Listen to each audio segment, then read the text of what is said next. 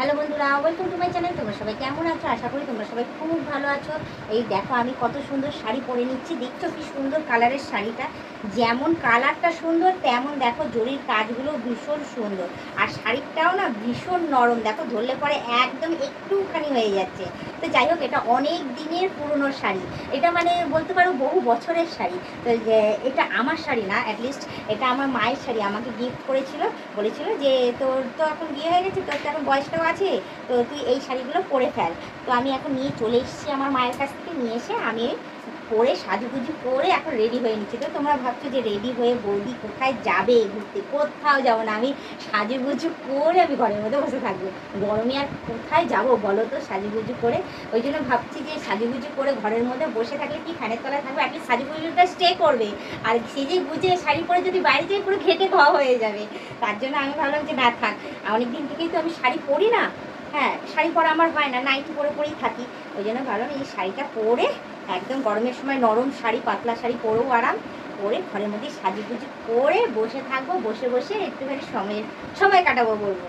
Stand ফ্যানটা চালিয়ে হাওয়া খাবো, একটু রিল্যাক্স হবো, কারণ ঘরে আজকে সেরকম কেউ নেই, পুরো ঘরটা ফাঁকা, ডিস্টার্ব করার মতো তো কেউ নেই যে কানের সামনে সবসময় বক বক করবে, ডিস্টার্ব করবে। তো যাই হোক, তোমাদের সাথে কথা বলতে বলতে আমার এদিকে শাড়ির আঁচলটাও আমি পরে নিয়েছি, আর মানে রেখে দিয়েছি, আপাতত করিনি। আর এদিকে কুচিটা পরে নিচ্ছি, কুচিটা ঠিক মতো করে করতে পারছি না। সিল্কের শাড়ি তো, সিল্কের শাড়ি সত্যি কথা বলতে তাড়াতাড়ি আমার পরা হয়েও যায়। তো যদি তাঁতের শাড়ি হতো এতক্ষণ আমার পরা হতো না।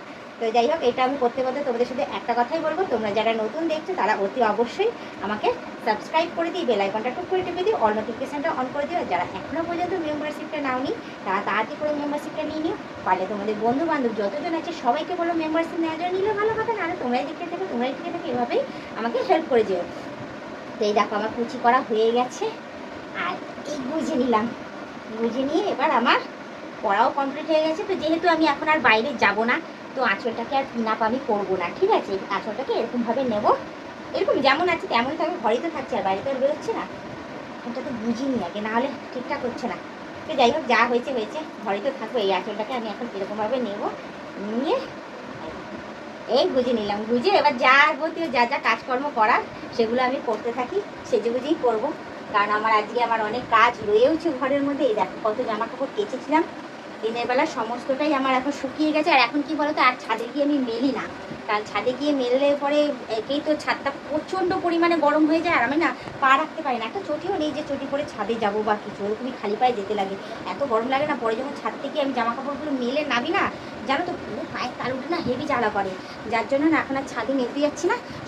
সবাই নিচেই মেলছেন, যে সবার যখন মেলা শেষ হয়ে যায় সবার লাস্টে আমি বিকেলবেলা 4টে সাড়ে 4টের সময় আমার যতটুকুনি কাপড় থাকে আমি মেলে দিই, মেলে জল ঝরে যায়, ওরকমই সারা রাত্রি রেখে দিই, পরের দিন সকালবেলায় আমার শুকিয়ে যায়। কী বলো তো, সবার যখন সমস্ত কাজ শেষ হয়ে যায় তারপরে কি আমার শুরু হয়। আমি এরকমভাবে অ্যাডজাস্ট করে আমি চলি। তো তোমরাও যদি এরকম পারো, তোমরাও এরকম অ্যাডজাস্ট করে চলবে, দেখবে সংসারে কোনোদিন ঝুট ঝামেলা হবে না। তো আমি আগাগোড়াই এরকম, সবার কাজ শেষ হয়ে গেলে আমি তারপরে আমি কাজ শুরু করি, কারণ যাতে আমাকে কেউ ডিস্টার্ব না করে আর কারোর যাতে কোনো সমস্যা না হয়। তো যাই হোক, এই দেখো তোমাদের সাথে কথা বলতে বলতে আমার কিছু জামা কাপড়ও ছিল, সেগুলো আমি ভাঁজ করে নিচ্ছি, কারণ এগুলো ভাঁজ করে দড়িতেই রাখবো, আর ঢুকাবো না আলমারিতে, কারণ বাইরে থাকাটা বেশি দরকার, কারণ রেগুলার আমি পরছি এগুলো। আর দেখেছো নাইটিগুলোর কী অবস্থা, রং চটে গিয়ে একদম শেষ। যা গিয়ে ভালো হয়েছিলো, তোমাদের বলেওছি যে নাইটি যতক্ষণ না ছিঁড়বে না ততক্ষণ আমি চেঞ্জ করবো না। তো এটা তো আমি পরবো, রাত্রেবেলা পরে ইয়ে করবো, কারণ রাত্রিবেলা যা গরম পড়েছে, আমার রাত্রিবেলা একটু গা না দিলে হবে না, জানো তো, এত গরমে থাকা যাচ্ছে না ঘরের মধ্যে। আর আমার এই একটা ঘর তো, এর মধ্যে রান্না বান্না করা হয়, ভীষণ গরমও হয়। তো যাই হোক, এই উঠে পড়লাম। এই দেখেছো কত জামা কাপড় আমার, এইগুলো অবশ্য খুব একটা পরি না, এখন বাইরে বেরোনো হয় না বলে পরা হয় না। এইগুলো মামামের জামা কাপড় থাকে রেগুলার। কালারটা কি সুন্দর দেখেছো, এইগুলো আমার জামা কাপড়গুলো থাকে। জানলাটাও দেখেছো কীভাবে ঢাকা পড়ে যায় আমার এই জামা কাপড়ের জন্য, যার জন্য না গরমটা আরও বেশি হয়। তো এই দেখো আমার সমস্ত জামা কাপড় আমার গোছানো হয়ে গেছে তোমাদের সাথে কথা বলতে বলতে। আর এদিকে এই চাদরটাকে আমি ছুঁড়ে রেখে দিয়েছিলাম, চাদরটাকেও রেখে দিই, কারণ এই সবই বিকেলবেলার দিকে সব ঘুম থেকে উঠেছে, উঠে এই অবস্থা এখন বিছানা পাতি, ওগুলো না হয় পরে করবো।